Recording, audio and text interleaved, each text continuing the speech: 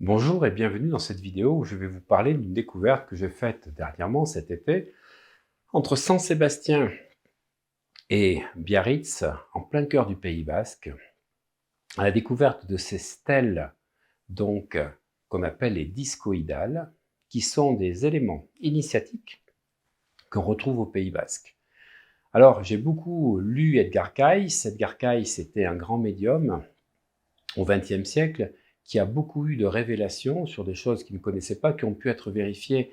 Par exemple, il expliquait les médicaments, il donnait des indications à des personnes qui venaient le voir alors qu'ils ne connaissaient rien du tout, ils ne savaient pas lire, ils ne savaient pas écrire, ils ne connaissaient pas les médicaments. Et il a beaucoup reçu d'interprétations en tant que canal sur, effectivement, donc l'Atlantide. Voilà. Et il a émis l'hypothèse, enfin c'était pas un chercheur, on va dire que c'était plus un trouveur. Donc il a reçu, où il disait que l'Atlantide, les derniers survivants de l'Atlantide étaient venus au Pays Basque. Et c'est pour ça que la langue est assez surprenante. D'ailleurs, vous retrouvez des fois dans des mots du Pays Basque une sorte de mots que l'on retrouve aussi à Hawaï. Il y a vraiment des intonations qui ressemblent beaucoup, puisque pour Edgar Cayce, eh bien, après l'Atlantide, les gens se sont réfugiés soit donc sur le continent de Mu, donc entre Hawaï et Tahiti, soit au Pays Basque. Alors ça sera une vidéo prochaine où je vous parlerai de l'Atlantide.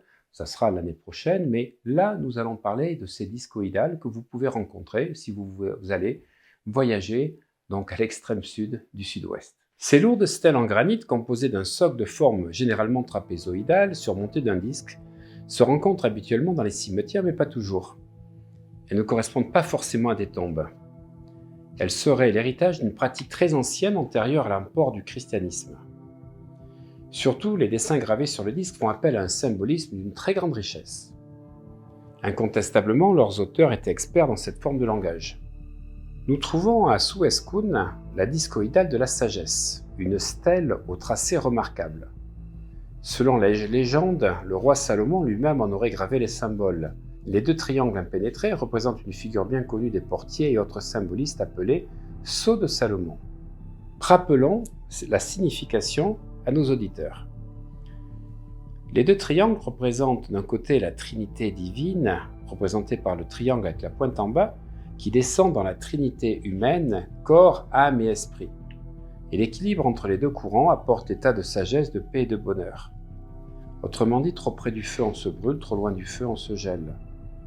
Tiraillé entre deux forces contraires, le trop et le trop peu, l'être humain avance péniblement avec la souffrance qui en résulte. Le trop peu empêche l'homme d'avancer, il est l'ennemi du progrès, avare et sec de cœur, il empêche les blés, les idées de germer, retarde les pendules, fait ralentir les cœurs, rend poltron au moment du témoignage.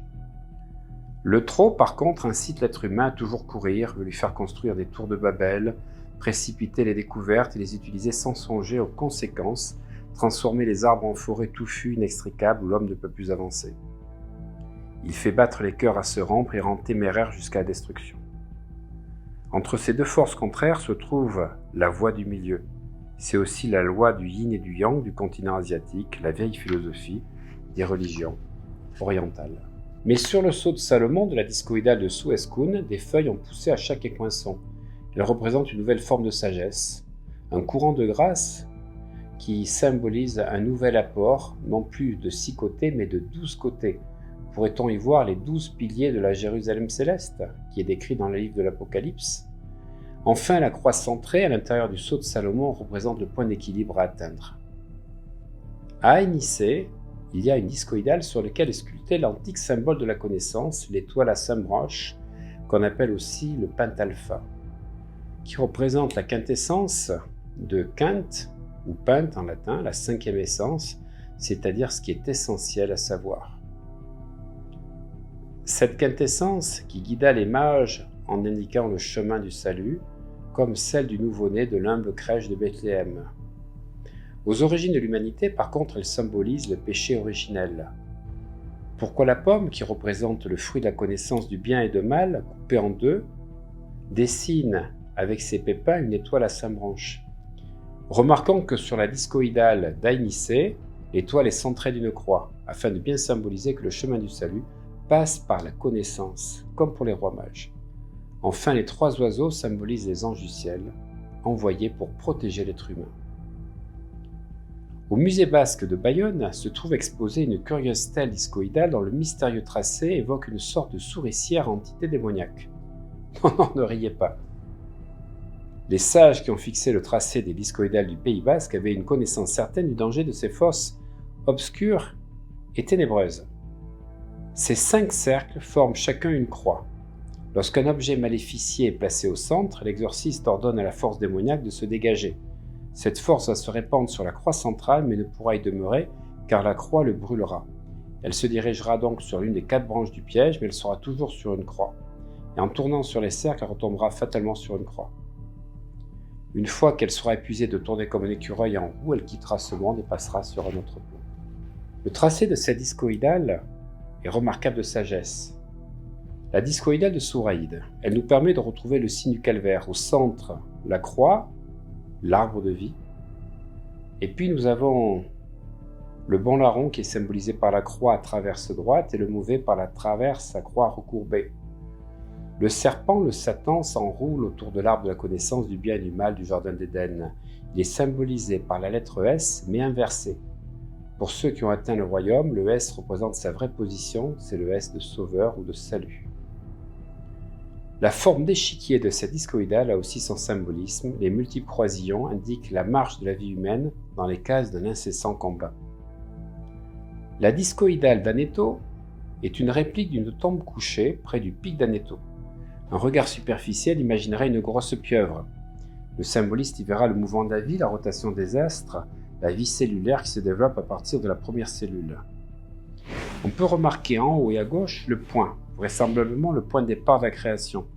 Plus loin à droite, ses yeux s'arrêtent sur la croix, symbole d'achèvement, croisement de 2 routes, grand carrefour de l'unité. Que de mystère en étudiant les dessins étranges sculptés sur les stèles discoïdales du Pays basque. D'où viennent-elles? Qui étaient leurs auteurs? Selon certains érudits, les stèles seraient l'héritage d'anciennes pratiques en usage en Europe, bien avant la christianisation, avec la stèle monolithe fichée en terre verticalement à la tête du mort. Un mort que l'on enterre traditionnellement face au soleil levant, avec les pieds vers l'est. Remarquant leur aspect anthropomorphe, c'est-à-dire le rappel de la forme humaine, le disque symbolisant la tête et le socle le corps. Pour d'autres auteurs, les stèles discoïdales seraient un monument cosmique. Le disque représenterait le soleil et le socle la terre. Pour d'autres encore, elles seraient des émetteurs de cette force méconnue qui émane d'un tracé. Peu importe au fond, il y a certainement du vrai dans chacune de ces théories. Mais considérer les stèles discoïdales comme de simples éléments d'ornementation funéraire serait très réducteur. La richesse du langage symbolique de leur tracé laisse penser que leur auteur vivait au Moyen-Âge, époque à laquelle le symbolisme était une forme de langage courant. En témoignent d'ailleurs toutes les sculptures de nos cathédrales. Notre époque moderne et rationnelle a perdu de vue toutes ces réalités. Dans la plupart des églises et des séminaires, par exemple, on forme et ordonne des prêtres, on ne les instruit plus du symbolisme chrétien, et on ne leur confère plus les explications initiatiques. D'où viennent les Basques? Encore une autre énigme. Les études génétiques récentes ont révélé que les Européens de l'Ouest, c'est-à-dire la France, l'Italie, l'Espagne, le Portugal et la Belgique, sont génétiquement proches les uns des autres à 2 exceptions près. Les Lapons, qui seraient d'origine mongole, et les Basques. Cette singularité du peuple basque laisse supposer une grande ancienneté dans l'Europe occidentale. Selon certaines sources, des sortes de druides seraient jadis venus de l'océan il y a plusieurs millénaires, et cela nous ramène à la thèse de l'Atlantide. Et vous, qu'en pensez-vous? Mettez-le moi dans les commentaires et dites-moi si vous voulez plus de reportages de ce genre.